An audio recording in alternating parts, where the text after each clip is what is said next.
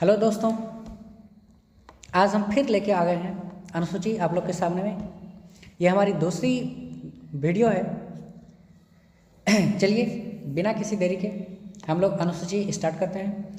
सबसे पहले इसमें जानेंगे अनुसूची क्या होता है, पहले कितने अनुसूचियाँ थी, उसमें क्या क्या विषय हैं और किसके बारे में चर्चा करी गई है। इस सारी बातों की चर्चा हम लोग इस में करेंगे।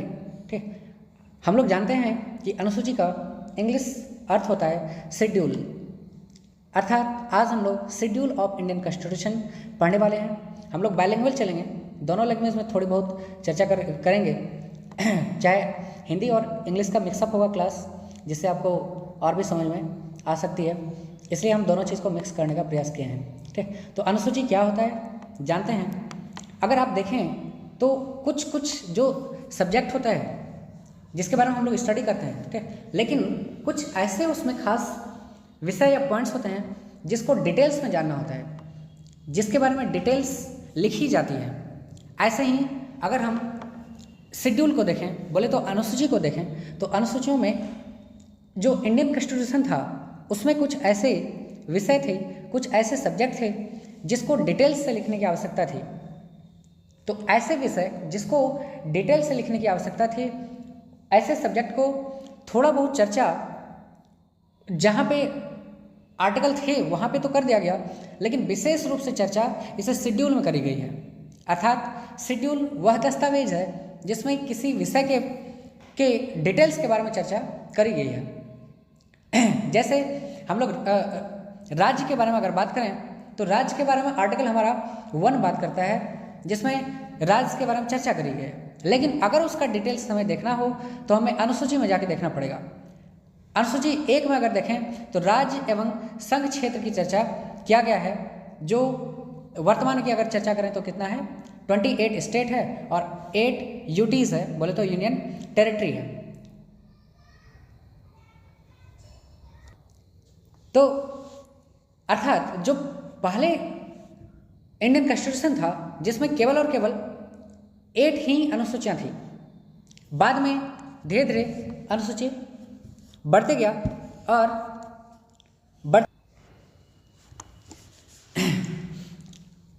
तो पहले अगर हम देखें तो पहले केवल 8 अनुसूचियाँ ही थी, लेकिन अब अगर देखें तो ये बढ़ के 12 अनुसूचियाँ हमारे शेड्यूल में हो चुके हैं, बोले तो अनुसूची में हो चुका है। तो इन सारे विषय के बारे में हम लोग चर्चा करेंगे। चलिए सबसे पहले हम लोग जानते हैं कि अनुसूची 1 में हमारा क्या है। तो जैसे अभी हम बात किए कि अनुसूची 1 में राज्य और संघ क्षेत्र की चर्चा है। अगर हम देखें हमारे वर्तमान जो अनुसूची 1 है जिसमें 28 राज्य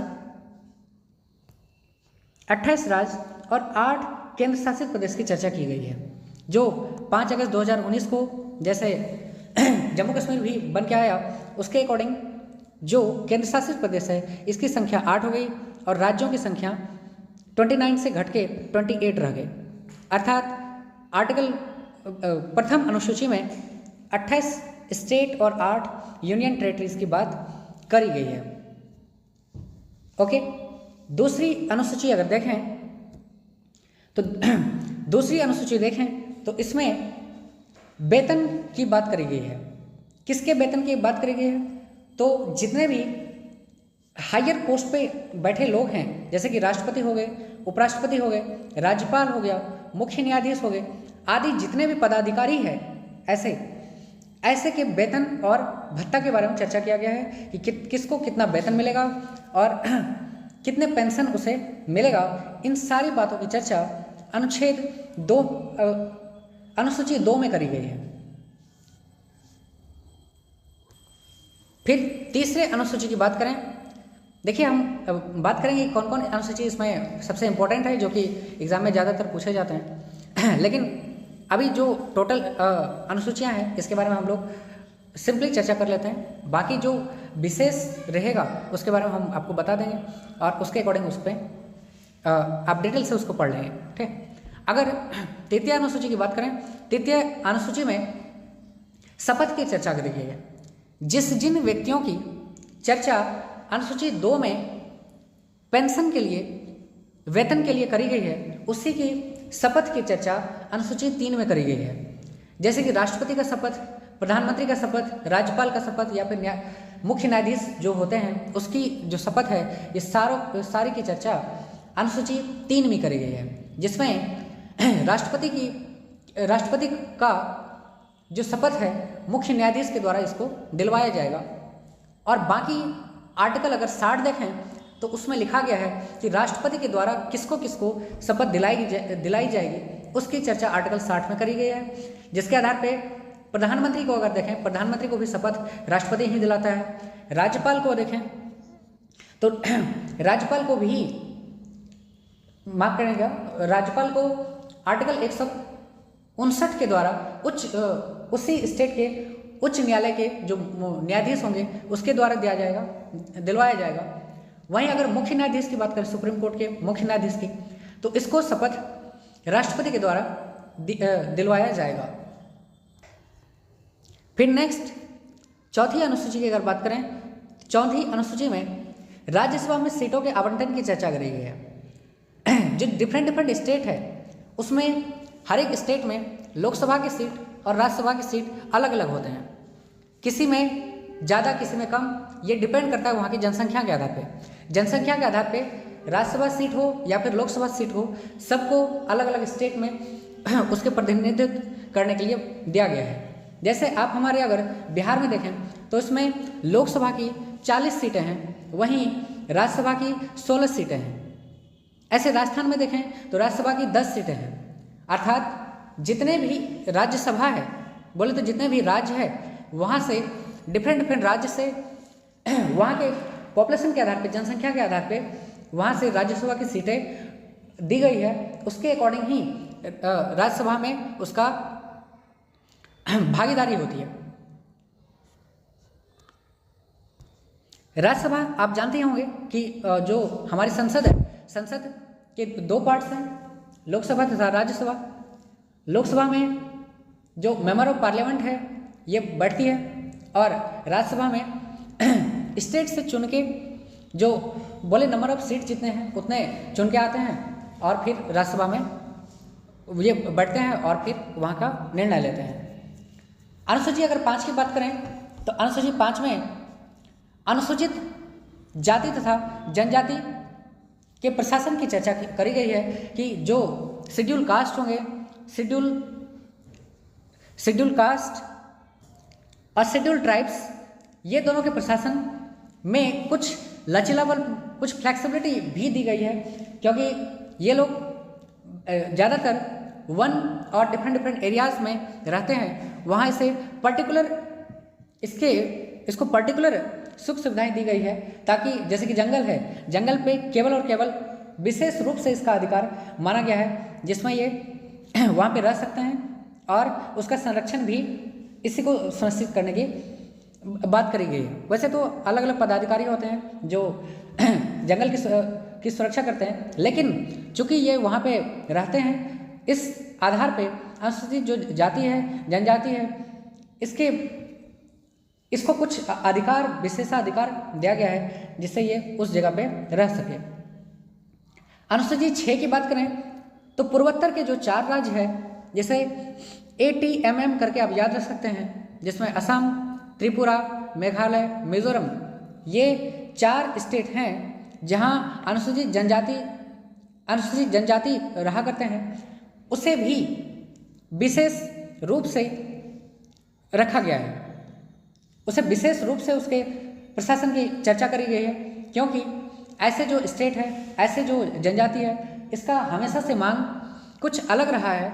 ये लोग अपना ऑटोनोमस स्टेट की मांग हमेशा करते रहते हैं। इस आधार पर उसे विशेष प्रशासन प्रोवाइड किया गया है, विशेष प्रकार की सुरक्षा, विशेष प्रकार के प्रावधान इसके लिए हमारे अनुसूची में किया गया है। अनुसूची अगर 7 देखें तो अनुसूची 7 में सूची की चर्चा की गई है। अगर बात करें तो जितने भी सब्जेक्ट है, जितने भी विषय हैं कि राज्य किस विषय पे काम करेगा, केंद्र किस विषय पे काम करेंगे, या फिर और भी काम किसके अंडर होगा, ये सारी चीज़ की चर्चा हमारे 7वीं अनुसूची में करी गई है। अगर 7वां अनुसूची देखें तो इस लिस्ट को बेसिकली 3 भागों में बांटा गया है, जिसमें संघ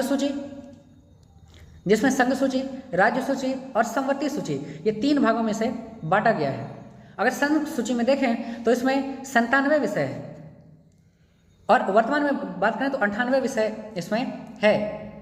98 विषय में क्या क्या आता है, जैसे कि मुद्रा, रुपए का हो गया, आयकर विभाग हो गया, डाक हो गया, रेलवे हो गया, बैंकिंग हो गया, सेना हो गई, विदेश मामले हो गए। ये सारी विषयों पर केवल और केवल संघ का अधिकार है। संघ बोले तो यूनियन कहा जाता है और इसी को सेंटर भी आप बोल सकते हैं कि सेंटर ही इस पे केवल और केवल कानून बना सकती है। राज्य को इस पर कोई अधिकार नहीं है, केवल और केवल इस पे केंद्र ही अपने कानून बना सकते हैं।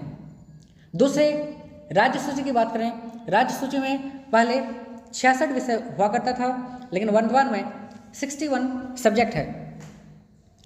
वर्तमान में 61 सब्जेक्ट है और इस 61 सब्जेक्ट में जो भी सब्जेक्ट है इस पे केवल और केवल राज्य ही अपने इस पे कानून बना सकते हैं। केंद्र का इस पर कोई अधिकार नहीं है। ये विषय कौन कौन है, तो जैसे पुलिस हो गया, कृषि हो गया, भूमि सुधार हो गया, गैस हो गया, ईंधन हो गया, ये सारी जो विषय हैं, पुलिस हो गए, ये जो भी विषय है इस पर केवल और केवल राज्य ही कानून बना सकती है, जिसे हम लोग राज्य सूची या फिर स्टेट लिस्ट कहते हैं। तीसरा जो आता है यह है कंकरेंट लिस्ट, जिसे समवर्ती सूची कहा जाता है। समवर्ती सूची ऐसे विषय को कहा जाता है जिसपे केंद्र और राज्य का दोनों का बराबर अधिकार है। इस पे कानून दोनों बना सकती है, परंतु कानून तो दोनों बना सकती है, लेकिन अगर स्टेट भी कानून बनाए, राज्य भी कानून बनाए और केंद्र भी कानून बनाए, तो केंद्र जो कानून बनाया इसको वैलिड माना जाएगा, ना कि राज्य को। अर्थात केंद्र को ज़्यादा समवर्ती सूची पर ज़्यादा अधिकार दिया गया है कि केंद्र जो भी कानून बनाएगा उसे सर्वोच्च माना जाएगा रादर देन राज्य के।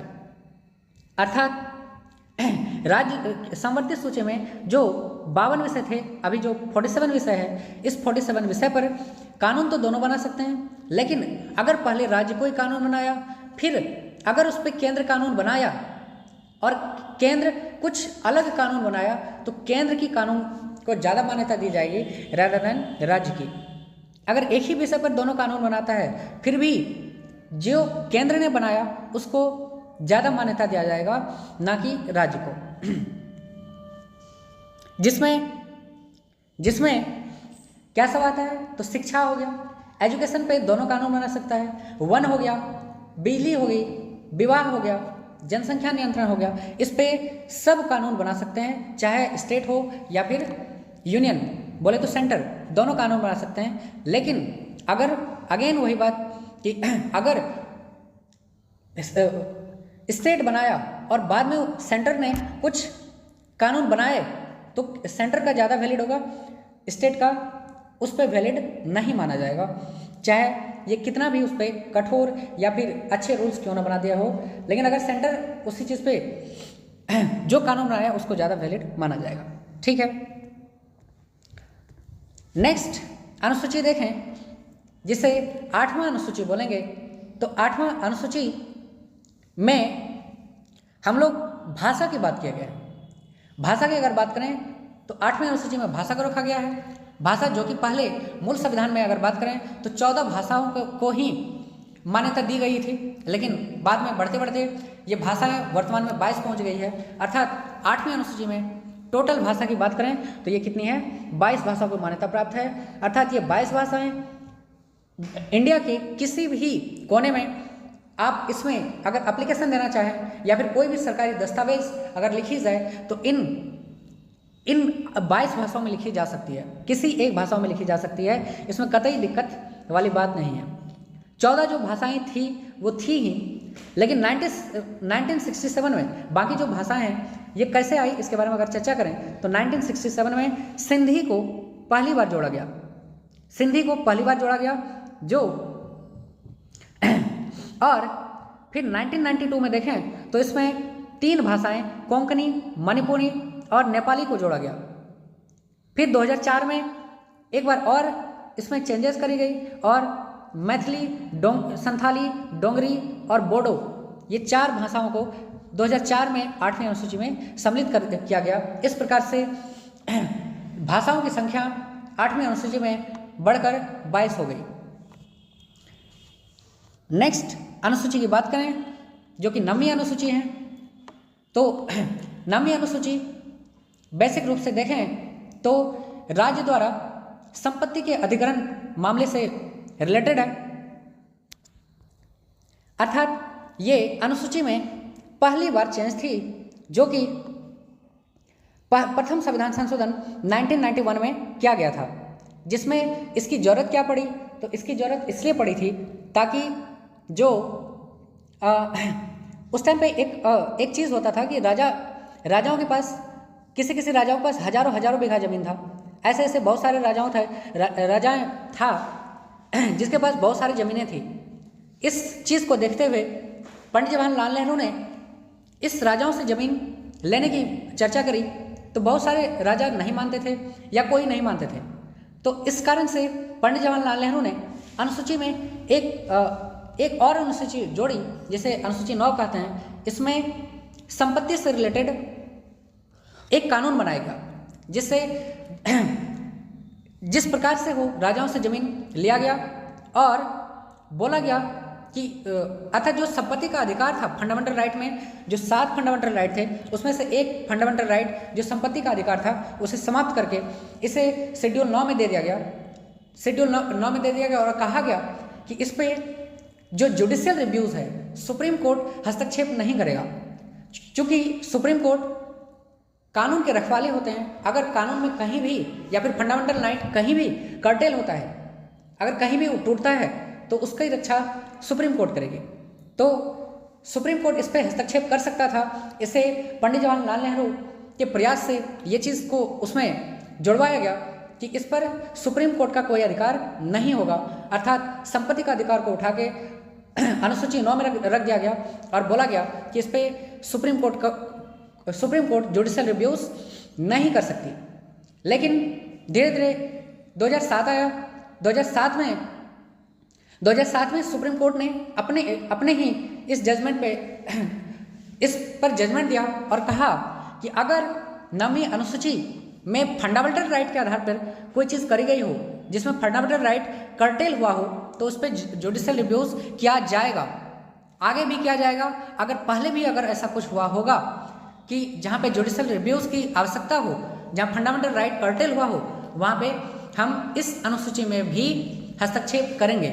ठीक है, ऐसा चीज़ 11 जनवरी 2007 को बन के आया। नेक्स्ट बात करें 10वीं अनुसूची, जिसे एंटी डिफेक्शन लॉ भी कहा जाता है, दल बदल कानून के नाम से जाना जाता है। ठीक है, दल बदल कानून को लाने की जरूरत क्या पड़ी, तो 1960 से लेकर 70 के बीच ऐसा देखा गया कि जिस पार्टी को जब मन हो या फिर जिस नेता को जब मन हो एक पार्टी को छोड़ के दूसरे पार्टी में चले जाता था। इस कारण से 1970 के जो दशक रहा इसे आयाराम गायाराम भी कहा जाता है, क्योंकि इसमें संसद या फिर कोई भी जो नेता थे ये अपने अनुसार पार्टी को नचाती थी। अर्थात कोई भी सरकारें स्थिर सरकार नहीं रह पाता था, जिसके कारण से धीरे धीरे इस चीज़ को देखते देखते 52वें संविधान संशोधन किया गया 1985 में, और उसमें एंटी डिफेक्शन लॉ जिसे दल बदल कानून के नाम से जाना जाता है ये चीज़ जोड़ा गया और इसमें प्रावधान किया गया कि अगर कोई इस प्रकार की एक्टिविटीज़ करते हैं तो उस पर एक विशेष प्रकार के कानून चलाए जाएंगे और उसकी संभवतः सदस्यता भी रद्द कर दी जाएगी। ये था एंटी डिफेक्शन लॉ। नेक्स्ट अगर बात करें 11वीं अनुसूची 73वें संविधान संशोधन 1993 के द्वारा जोड़ा गया, जिसमें स्थानीय स्वशासन, जो एक गांधी जी का सपना था कि स्थानीय स्वशासन हो, जिसको जोड़ते हुए ग्रामीण स्थानीय स्वशासन को अनुसूची 11 में 73वें संविधान संशोधन 1993 के द्वारा जोड़ा गया, जिसे पंचायती राज के नाम से भी जानते हैं, जिसमें 29 सब्जेक्ट रखा गया कि अर्थात गांव में किस प्रकार से ये शासन व्यवस्था काम करेगी और वहाँ पे जो भी प्रॉब्लम हो उसके लिए ये 29 विषय ऐसे रखे गया कि जिसमें गांव में अगर कोई कमियां हो तो उसे दूर किया जा सके। और जो वहाँ भी किसी के प्रतिनिधित्व दिया गया, जैसे कि आप मुखिया, सरपंच इत्यादि के नाम से जानते हैं। नेक्स्ट अनुसूची थी 12वीं अनुसूची, जिसमें अगेन पंचायती राज के ही दूसरे जो संस्था है जिसे नगरीय स्वशासन व्यवस्था कहते हैं, अर्थात नगर की जो व्यवस्था है उसको भी एक अलग तरीके से बांटा गया। उसमें भी 18 विषय दिया गए और ये 74वें संविधान संशोधन 1993 के द्वारा किया गया, जिसमें शहर में भी शासन व्यवस्था चलाने के लिए अलग बॉडी का निर्माण किया गया और कहा गया कि जो भी नगर में कमियां होगी, चाहे लाइट हो, रोड हो, नाला हो या जो भी चीज़ें हो, इसकी व्यवस्था शहरी स्वशासन के अंदर आएगा और इसके डेवलपमेंट शहरी स्वशासन के द्वारा किया जाएगा। थैंक यू दोस्तों, जो भी त्रुटि हुई होगी क्षमा करेंगे। Thanks a lot.